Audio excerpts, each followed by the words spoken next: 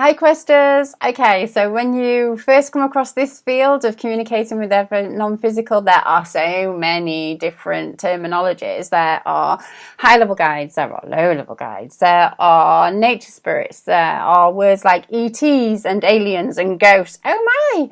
So where in this realm of communication, where does the idea of ghosts and ETs fit in? What's the crack? Okay. So, caveat, this is obviously based on my experience, what I hear from Aurora, what I've experienced myself, and what other friends who are channels in their own right have experienced too. If you've had any other experiences, let us know, because we're all kind of still learning in this field. It's really good to know what's true for other people too. So, let me start off with Aurora always says that there are layers to our reality. So the more physical we become, the denser our energy has to be. So physicality is the densest. That's my understanding. So a high level guide doesn't mean above, it means finer vibration. Okay, so it's coming from, its focus is in a different place. And I think that's really, really important to understand. And so where do ETs fit in to all of that? And ghosts. Let's start with ghosts. So when I first started doing psychic readings, I was a union rep in the smoke room with my union friend who was asking me all sorts of questions about this psychic development that I was going through.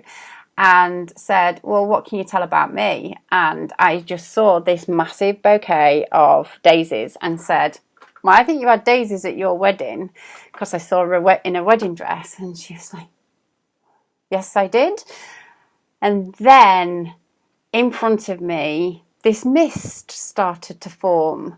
And what the closest thing that I've ever seen to a ghost started to appear in front of me physically and take on the shape of a face.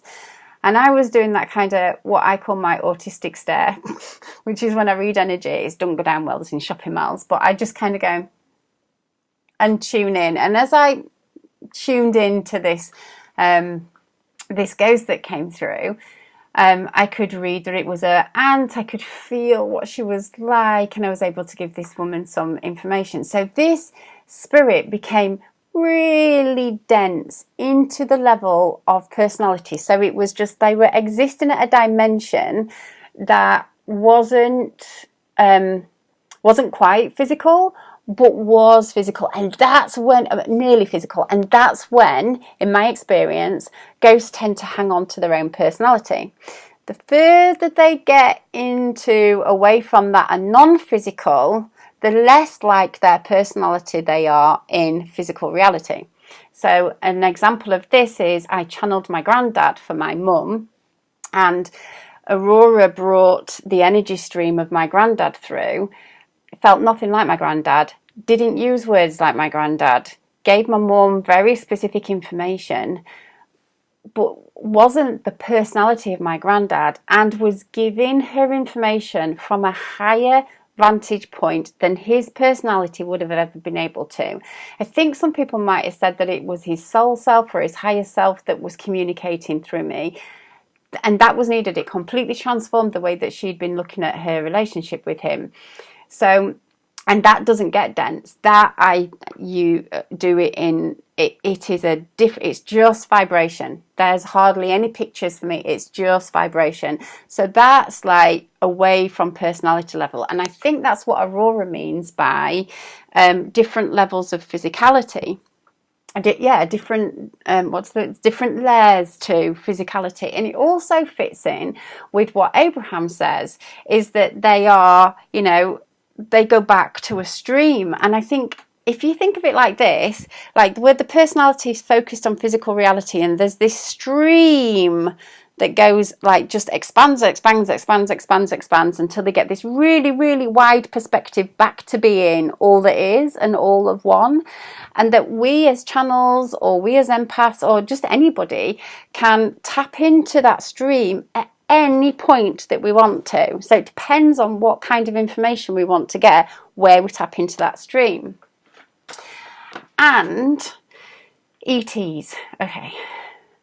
Before all this channeling malarkey started, I was not a believer in ETs. My ex-husband was the one that just really wanted to see an extraterrestrial. And if you're in the Adventures in Consciousness Channeling Your Guide group, you know how that went down and what really happened there. But that's the story for another day.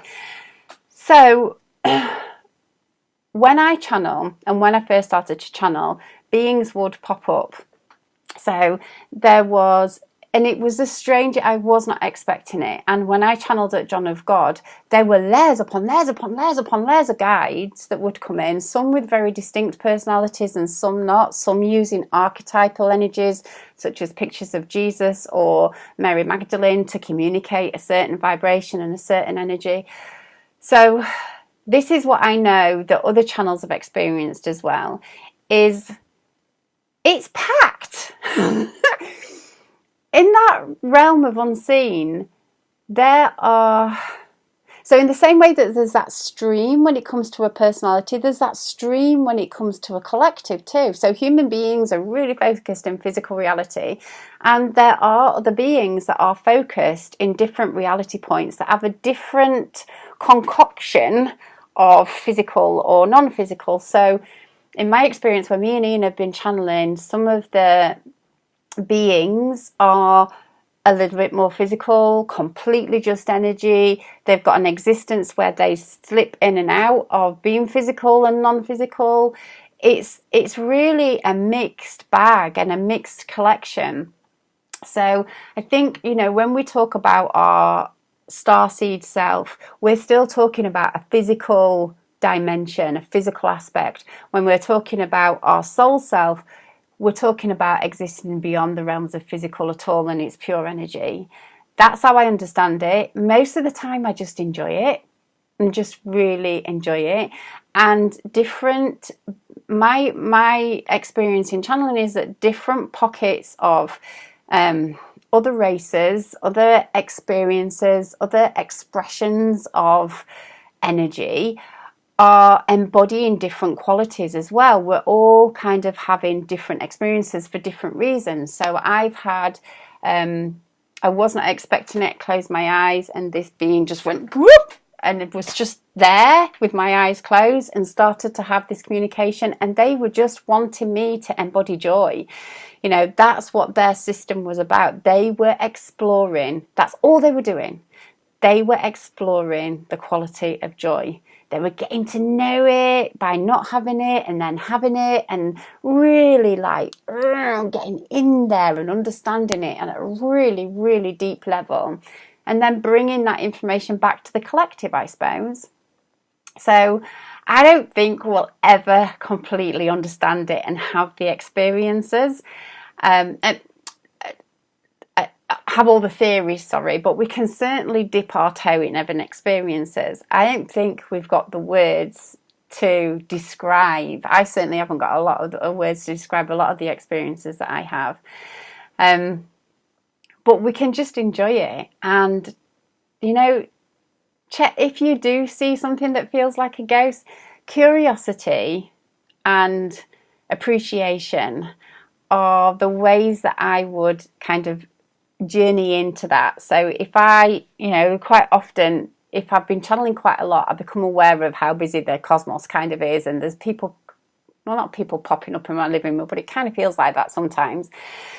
And I used to get quite jumpy about it, and now I'm just like, just this gentle curiosity and wondering, and it's just gorgeous, you know. It's a really, really natural experience. So if you are wanting to know more about channeling and have some of these experiences for yourself and learn how to open up to start experiencing these different dimensions, we've got a really good tribe going in the Channel Your Group program. They are just wonderful, wonderful people, and I would love to see you in there.